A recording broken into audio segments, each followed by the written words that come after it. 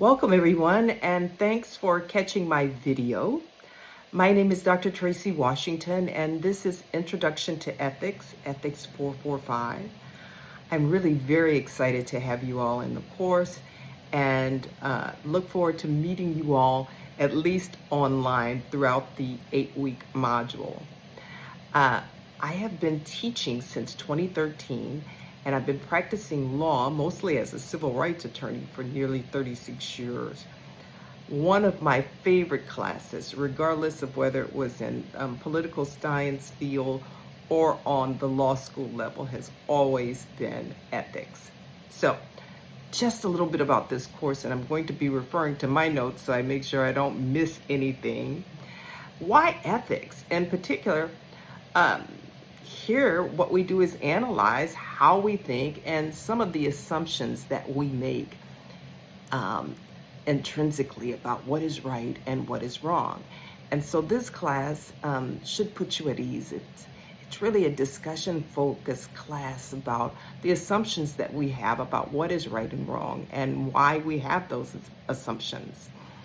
The course is not trying to advocate for any one thing in particular, any specific bias, as it were. I'm trying to get you to think about ethics and decision making.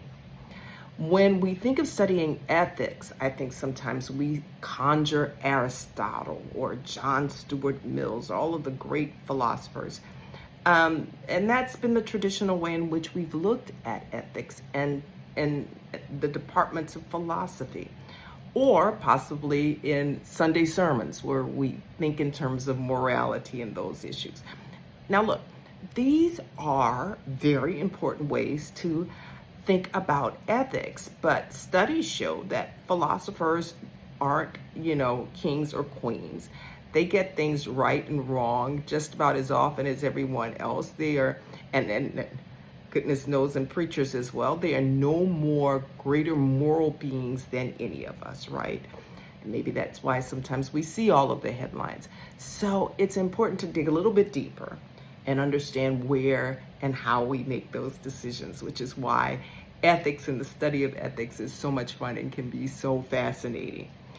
There are a lot of important ways in which we think about ethics, right?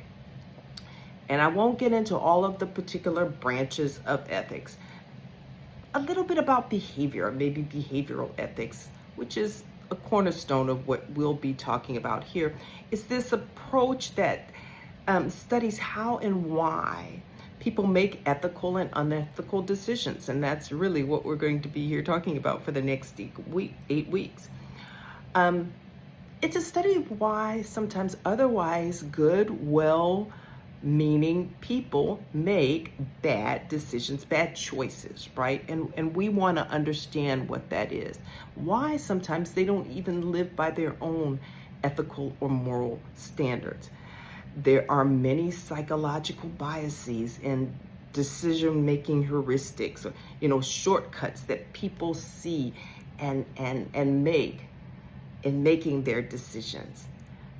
Sometimes we don't think about that, but we'll look at that. We'll touch on it, right? In this class. It's these missteps. Sometimes these missteps, they're made consciously, but sometimes very much unconsciously. And they may form because of societal pressure or pressures from within our own organizations concerning how we should behave. Situational factors, and that's what we deal with. That's what you all will be dealing with or have in the past. Maybe 3, right? Conformity bias. Everybody else is doing it. Maybe I should be doing it myself. It's this tendency for people to take their cues for behavior, including ethical behavior, from their peers. Then there's role morality, right? And that's the tendency of people to use different moral standards depending on where they are, right? So it's like, I'm going to do this at my job because this is the way I know the organization needs to have things done in order for it to advance. but I sure as heck would not be doing this at home. I would not. I may do it on the job, but may not do this when I'm working for a nonprofit, right?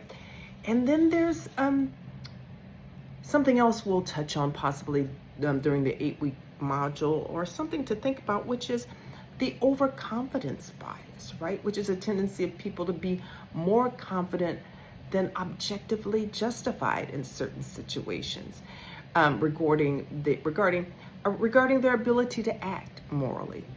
Okay, so these concepts and others throughout the 8 weeks are going to be discussed. I'm going to be probing you. I'm going to be asking you to think, read articles. You may even bring in other things.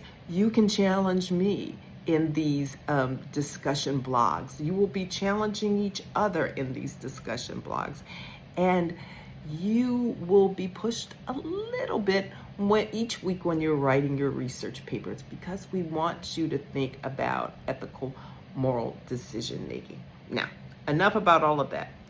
Couple of quick things. You know, the course is an 8-week course. We've got 8 modules. You will have basically 3 weekly assignments.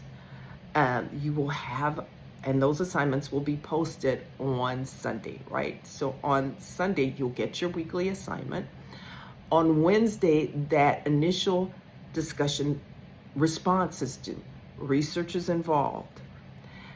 The earlier in the week you all get your responses in, the earlier you all can reply, because a reply discussion post is due, and that's due on Sunday, the same day of the week that your research paper is due. So ding, ding, ding. Let's try to get that discussion post in quickly, that reply in soon thereafter, so you can spend your time on your research paper. That's due. Okay, enough about assignments. You'll be getting prompts throughout the 8 weeks. A couple other quick things. One, some housekeeping. Read your announcements every single day. Make sure you're looking at those assignments every day. Sometimes there may be modifications during the 8 weeks. I don't want you to miss anything. 2, make sure you are familiar with the Chamberlain late policy. We've got lots of resources at Chamberlain. I don't want any of you all to get behind. You know how to get in contact with me via email, but also your advisors. But check that late policy. And finally, the big P word, plagiarism. Guys, it gets checked. If you're not familiar with plagiarism, there's a wonderful video in the announcements. Take a look at it, review. Remember, citations are important.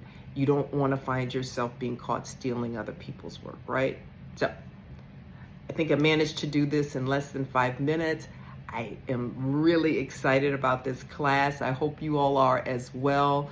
I'm looking forward to seeing those first posts, and thank you. See you soon.